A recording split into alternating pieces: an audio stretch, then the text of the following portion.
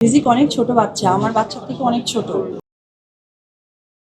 রিজিক অনেক ছোট বাচ্চা, আমার বাচ্চার থেকেও অনেক ছোট। অপু বিশ্বাস হিসেবে না, একজন মা হিসেবে বলবো, ওর প্রতি অনেক ভালোবাসা যে ও অনেক বড় হোক।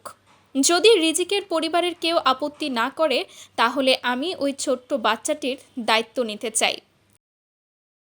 হ্যাঁ ভিউয়ার্স, ঠিকই শুনেছেন। অপু বিশ্বাস বলেছে, আমারও একজন ছোট সন্তান আছে।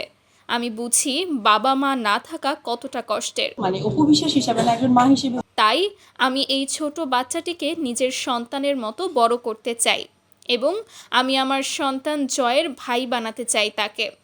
মায়ের পাশে যখন ছোট্ট সন্তানটি এসে কাঁদে, তখন পৃথিবীর সব নিষ্ঠুরতা যেন একপাশে গিয়ে দাঁড়ায়।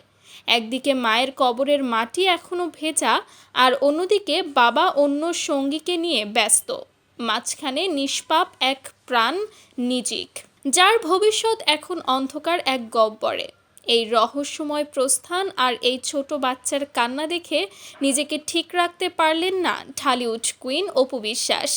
ক্যামেরার সামনে কান্নায় ভেঙে পড়লেন তিনি, বললেন, রিজিক আমার সন্তানের মতো। আমি তাকে মানুষের মতো মানুষ করে তুলতে চাই, আমি তাকে লালন পালন করতে চাই। মাত্র কয়েকদিন আগেও যে ছেলেটি মায়ের আঁচলের নিচে মুখ লুকিয়ে হাসত, এই ছেলেটির আজ হাসি প্রায় বন্ধ হয়ে গিয়েছে। আর অপু বিশ্বাস এই ছেলেটির একজন মা হয়ে দাঁড়াতে চায়। দর্শকের একটাই প্রশ্ন, তার ছেলে জয় কি এটা মেনে নেবে? শাকিব খান কি কোনোভাবে এটা মেনে নেবে? মা ইকরার এই মৃত্যু যেন রিজিকের জীবনটাকে তছনছ করে দিয়েছে। তো ভিউয়ার্স, আপনাদের কাছে কি মনে হয়, অপু বিশ্বাস কি সত্যিই তার পাশে মা হয়ে দাঁড়াবে?